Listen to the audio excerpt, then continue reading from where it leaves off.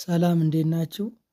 ማንችስተር ዩናይትድ ጋር የሚሰሩ ትላልቅ ኩባንያዎች ብዙና በርካታ ሲሆኑ አብሯቸው ከሚሰሩ ታላላቅ ካምፓኒዎች መካከል ቴዞስ፣ ስናፕ ድራገን፣ ዴክስ ቴክኖሎጂ የመሳሰሉትን መጥቀስ እንችላለን። በዋናነት ግን ማሊያውን ወይም የትጥቅ አምራቹን የሚያመርተውን አዲዳስን እንመለከታለን ማለት ነው። እንግዲህ አዲዳስ ማለት በጣም በአለማችን ላይ ትልቅ ብራንድ ትልቅ መልካም ስም ያለው ታላቅ ካምፓኒ ሲሆን አብዛኛው የሚያመርተው የክለቦችን ወይም የሀገራትን የተለያዩ ትጥቅ እና አልባሳቶችን ሲሆን ይሄ ካምፓኒ እንግዲህ አዶልፍ ዳዝለር በሚባል ጀርመናዊ የተመሰረተ ሲሆን እንግዲህ በሂደት ዛሬ ላይ ደርሷል ማለት ነው።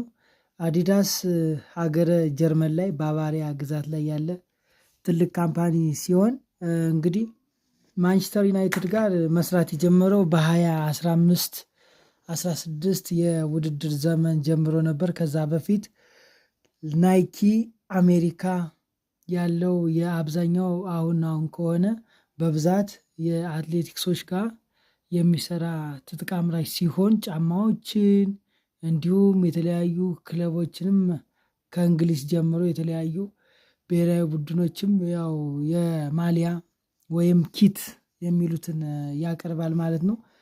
ከእሱ ጋር ማንችስተር ዩናይትድ ከ23 ዓመት ከሰራ በኋላ በ2015 2016 ጀምሮ ከአዲዳስ ጋር ስምምነት መፈጸሙ ይታወቃል። እንግዲህ እስካለፈው እስከ ዘንድሮ ሲዝን ድረስ ለ10 ዓመታት ከአዲዳስ ጋር ማንችስተር ዩናይትድ ክለባችን ሰርቷል። ማለትም ለ10 ዓመታት ከፍተኛ ገቢ የሚባለውን ነገር ከፍሎ አዲዳስ ጋር ከፍተኛ ጥቅም ሲያገኝ ቆይቷል ማንችስተር ዩናይትድ ማለት ነው።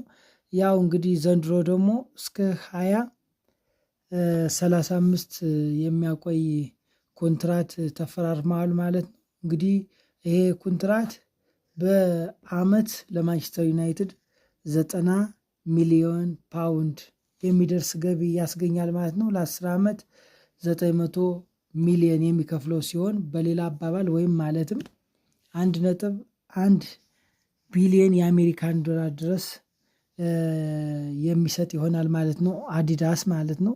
እንግዲህ አዲዳስ ለተለያዩ ትላልቅ ክለቦች ሀገራት የሚያቀርብ ሲሆን ከነዚህም መካከል ለአርሰናል፣ ለሌስተር ሲቲ፣ ለኒውካስል፣ ለኖቲንግሃም ወደ ስፔን ደግሞ ስናመና ለሪያል ማድሪድ፣ ለሴልታ ቪጎ፣ ወደ ጣሊያን ደግሞ ለሮማና ለኮሞ የሚያቀርብ ብራንድ ነው። እንዲሁም ወደ ብሔራዊ ቡድኖች ስንሄድ ራሱ ለጀርመን፣ ለጣሊያንና ለስኮትላንድ እንዲሁም ለአርጀንቲና እነዚህን ሀገራት እንዲሁም ክለቦችን ያው ካሉት ለመጥቀስ ያክል ነው እንጂ ለበርካታ ክለቦችና ለበርካታ ብሔራዊ ቡድኖች ትጥቅ የሚያመርት ትልቅ ካምፓኒ ነው ማለት ነው። እንግዲህ አዲዳስ እና ማንችስተር ዩናይትድ ለአጠቃላይ ለቀጣይ 20 ዓመታት አብረው የሚሰሩ መሆኑን ታውቋል ማለት ነው። ከነዚህ ስምምነቶች ወይም ማንችስተር ዩናይትድ ከአዲዳስ ጋር ካደረጋቸው አንዳንድ ስምምነቶችን ስንመለከት ዩናይትድ ያው እንግዲህ በእግር ኳስ ውስጥ የማይፈጠር ነገር የለም። ከተፈጠረ ግን ማንችስተር ዩናይትድ ወደ ኮካኮላ ሻምፒዮንሺፕ ተብሎ በፊት በሚጠራው አሁን የእንግሊዝ ሻምፒዮንሺፕ ተብሎ ሁለተኛ እርከን ላይ ያለው የውድድር ቦታ ላይ ከሄደ ወይም ወራጅ ቀጠና ሆኖ ማንችስተር ዩናይትድ ወደ ታችኛው እርከን ከወረደ ያው በግማሽ እንደሚቀንስ ማለትም በአመት 90 ሚሊዮን ፓውንድ ለማንችስተር ዩናይትድ አዲዳስ ይከፍል ከነበረ 45 ሚሊዮን ፓውንድ ሊከፍለው እንደሚችል ተነግሯል። እንደገና ደግሞ ለተከታታይ 2 ዓመታት ሻምፒዮንስ ሊግ መሳተፍ ማይችል ከሆነ ማንችስተር ዩናይትድ በየአመቱ ከሚገባለት ገቢ 30% የሚቀንስ ሲሆን ማለትም 63 ሚሊዮን ፓውንድ ብቻ የሚከፍሉ ይሆናል ማለት ነው። ስምምነታቸው ያው 25ቱ ቀሪው 25 ሚሊዮን ፓውንድ ወደ አዲዳስ ካዝና ተመልሶ የሚገባ ካምፓኒ በአመት ባሳለፍነው የውድድር አመት በ2024 ማለት ነው ንጹህ ትርፍ 756 ሚሊዮን ማግኘት የቻለ ነው። እንግዲህ ማንቸስተር ዩናይትድ ላለፉት 10 ዓመታት ያው እንግዲህ በውጤቱ ብዙ የሚያረካ ባይሆንም ከአዲዳስ ጋር መስራቱ ግን የተለያዩ ተጨማሪ ጥቅማ ጥቅሞችና ከፍተኛ ገንዘቦችን ማግኘት እንዲችል አድርጎታል ማለት ነው። እንግዲህ ይሄ አዲዳስ ዘንድሮ ወይም ለቀጣይ አመት ዩናይትድ የሚለብሰውን ለ2025 26 የውድድር ዘመን የሚለብሰውን ማንቸስተር ዩናይትድ ማሊያውን በሜዳው ለሚለብሰው ይፋ አድርጓል። ያው እንደ አጋጣሚ ሆኖ መጀመሪያ ማስተዋወቅ የቻለው በዝውውር መስኮቱ ቀድሞ መፈረም የቻለው ከወልቭስ የፈረመው ብራዚላዊ ኢንተርናሽናል ማቲያስ ኩና ኮንትራቱን ከብሔራዊ መልስ ግዳጅ በኋላ ተመልሶ ሲመጣ በሱ ነው ለመጀመሪያ ጊዜ ማስተዋወቅ የጀመሩት። እነ ብሩኖ ፈርናንዴዝ እነ ኮቢ ሜኑ እንዲሁም በአጠቃላይ ተጫዋቾቹ ሲያስተዋውቁ እንዳየነው ማለት ነው።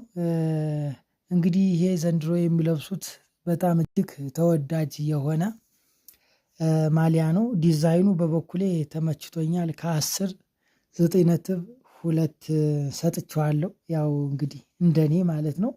ይሄ የውድድር ዘመናት ወይም በሚመጣው የውድድር ዘመን የሚለብሱት ማሊያ ለመጀመሪያ ጊዜ ለብሰውት የሚጫወቱት ጁላይ 19 ከሊድስ ዩናይትድ ጋር የመጀመሪያ ወዳጅነት ጨዋታቸውን በሚያደርጉበት ጊዜ ሲሆን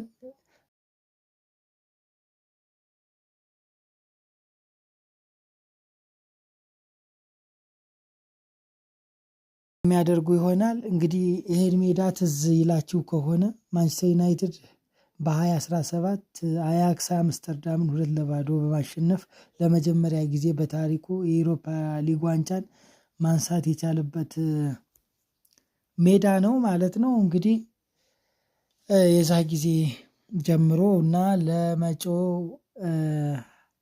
የውድድር ዘመናት የሚለብሱት ይሆናል ማለት ነው። ቀጥሎም አዲዳስ ያው የመጀመሪያውን በሜዳው ሆም ኪት ነው ይፋ ያደረገው ማለት ነው። አንዳንድ ምንጮች እንደሚያስታውቁት ከሆነ በቀጣይ ቀናቶች ደግሞ ከሜዳ ውጭ የሚለብሱትን 2ኛና 3ኛ ማሊያዎችን ይፋ የሚያደርግ ይሆናል ማለት ነው።